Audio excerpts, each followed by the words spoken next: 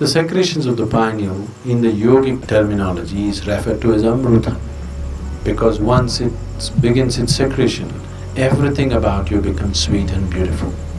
It is not the sexuality which limits it, but it's the excessive identity with the physicality which limits it. If you make it too big, you will become perverted in your head. If you try to obliterate it, you will become even more perverted in your mind.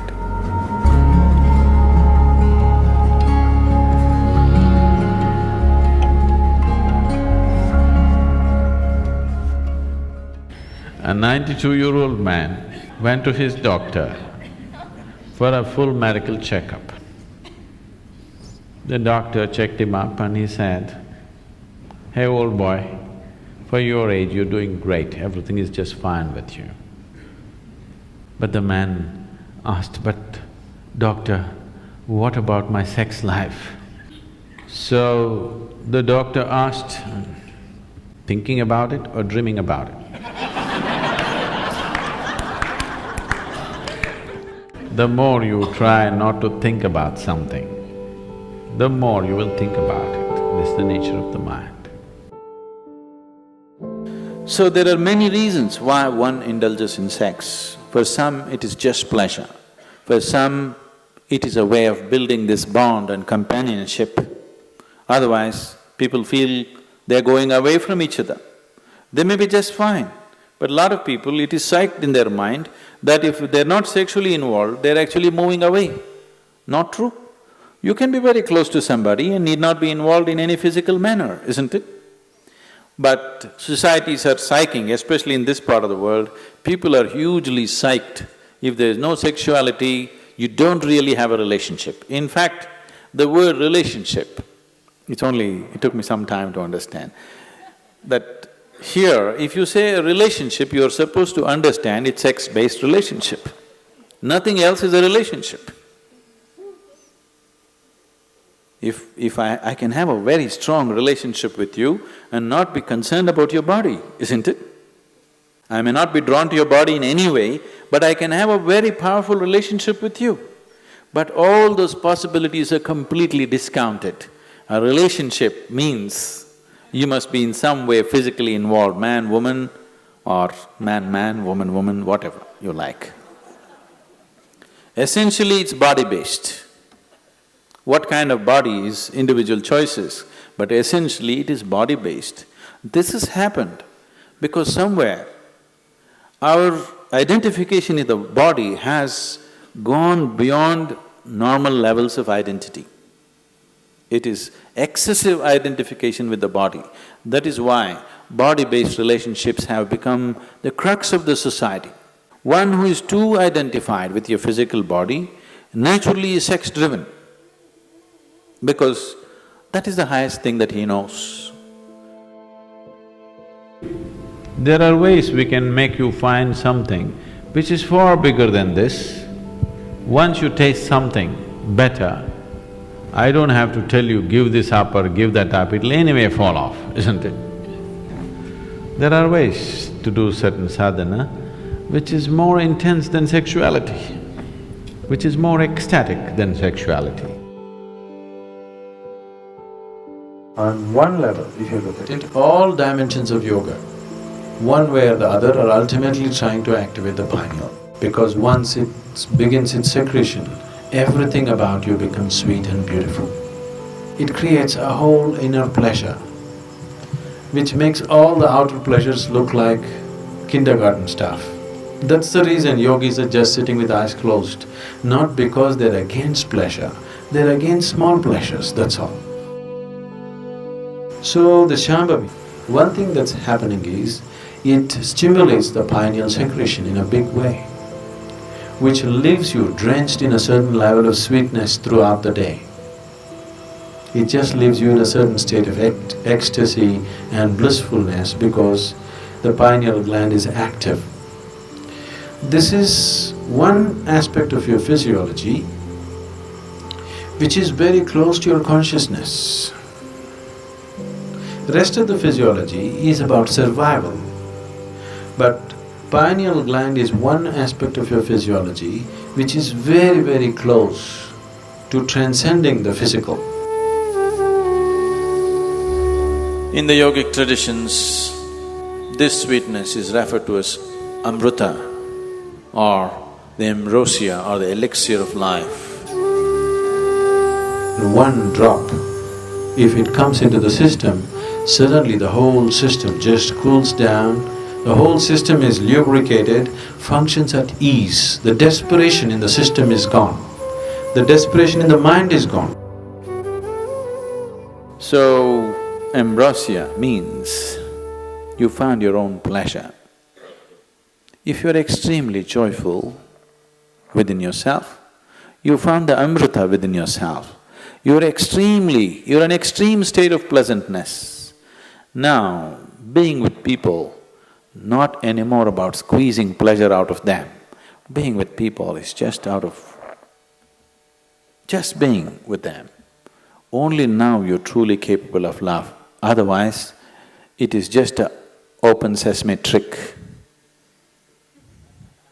I love you means, whether they believe you or not, for that moment they make themselves believe you. Because they are also in need of something, you're also in need of something. Isn't it? It's like Alibaba under 40. Open sesame means it opens. This is just like the I love you means many things open up. Now, by doing this, I'm not saying it's right or wrong, that's the way people conduct their life, there's nothing to it. But by doing this, the true possibility of knowing an intense sense of love within you is lost. You're here constantly looking, what can I get out of this person, what can I get out of that person? This is a con job. It's called a love affair. But it's a con job. But if you are extremely ecstatic by yourself, when you're being with people, it's about sharing your ecstasy. It is about, if they are not touched by it, somehow to touch them with it, rather than seeing what you can squeeze out of them. The whole fundamentals of your life will change.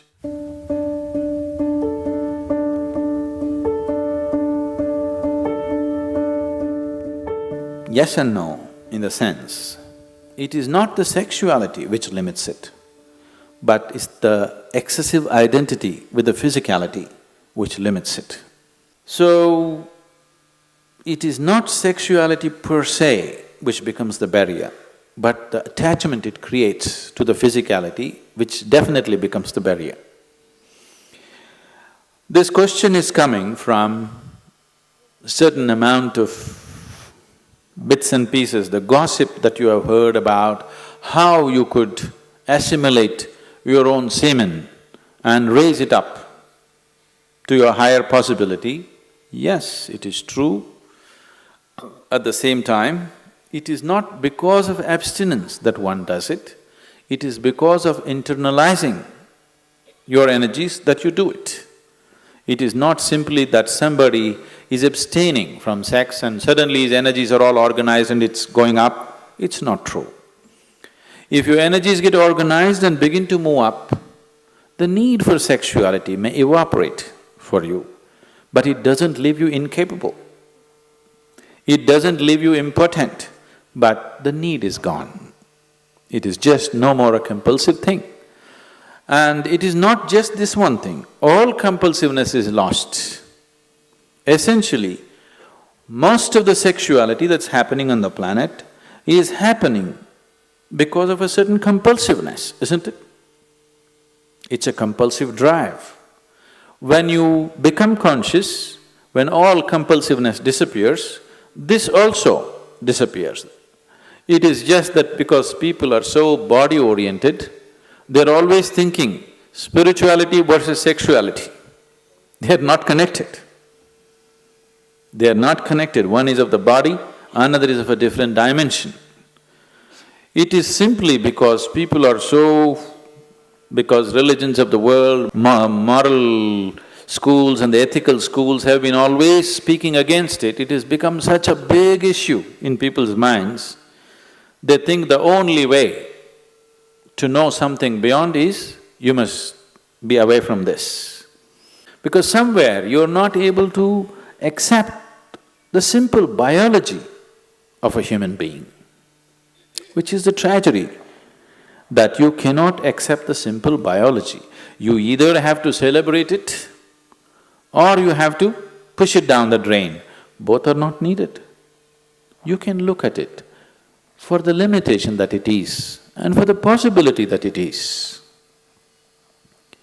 So, if because of the impurity of sex, your spirituality is going to get disturbed, I want you to know that your very birth is impure. When you come from such an impure birth, where is the possibility for you? There is no possibility for you. Only if you fell from somewhere else, if the stoke dropped you, there is some possibility of you becoming spiritual. If your mother had a normal birth, you have no possibility.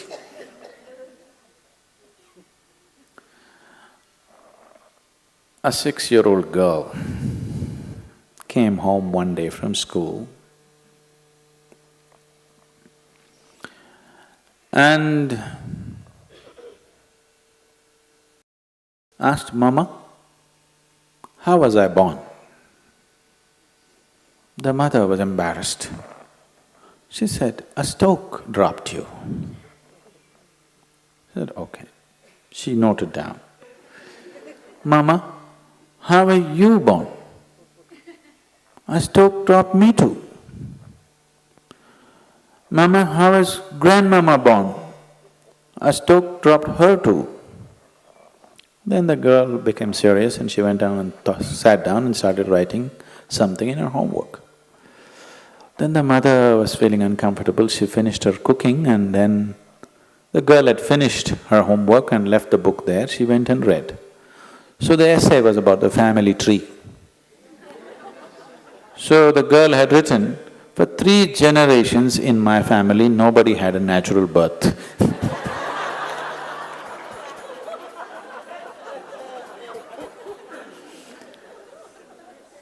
So because of absurd ideas, either we exaggerate something or we try to unnecessarily play it down.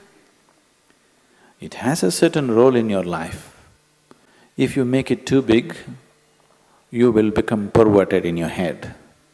If you try to obliterate it, you will become even more perverted in your mind. After all, now I am speaking, this is a kind of energy. You are looking at me, this is a kind of energy. You are listening to me, this is a kind of energy. These are different expressions of the same life energy, isn't it? Now, sexuality is also another expression of the same energy. Now, one has to decide how much of his energy, in which direction he wants to send it.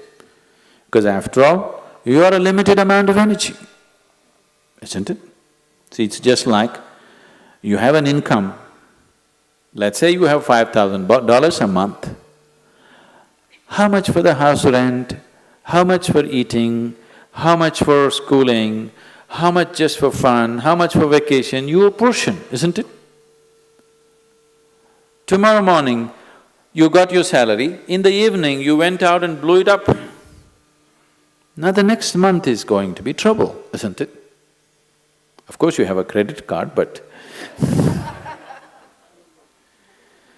everything in your life, if you're handling your life sensibly, everything in your life is apportioned according to your understanding, your need and your capability, isn't it so? Yes? Your money, time, energy, isn't everything allotted the way you like to arrange it? This is also the same thing. How much of it? First of all, do you need it? Or are you doing it because of socially you're psyched? If there is a need, if I ask you to stop it, you will become perverted because it'll all happen in your head. If somebody is telling you, you have to do it, if you don't do it, you're not normal, another kind of perversion will come. Both are not needed. After all, you are not going after a man or woman, you are going after a certain level of pleasantness. So once you experience a certain level of pleasantness, wouldn't you like to dig deeper into this? Because whatever pleasantness happened, maybe you used the other person, but the pleasantness happened within you, right? So suppose anyway the pleasantness is happening within you, the other person is just a key to open this, wouldn't you like to have the key in your own hands? Yes? That if you sit like this, you are on full scale. You don't need anybody. No, see, anything in your life, either for pleasure, money, love, this, that, it doesn't matter what, for whatever, the moment you become dependent on another person, nobody on this planet is truly reliable, isn't it? I keep hearing these complaints all over. Some people, generally women, keep complaining their husbands are excessively physical. Some woman constantly complaining, he doesn't lay a finger upon me. Whatever happens, it's a problem, because it'll never happen exactly the way you want it. As long as another person is involved, nothing will ever happen 100% the way you want it, isn't it so? Yes or no? It never will. It doesn't matter if you get married to your god, it still won't happen. As long as your way of being, your sense of pleasure and joy is dependent on another person, you will always have a complaint. Doesn't matter how wonderful the other person is. So in this context, people might have talked about celibacy because they said, take some time off. Because to extract pleasure out of somebody, you have to play any number of tricks. It doesn't happen simply. This is called as courting.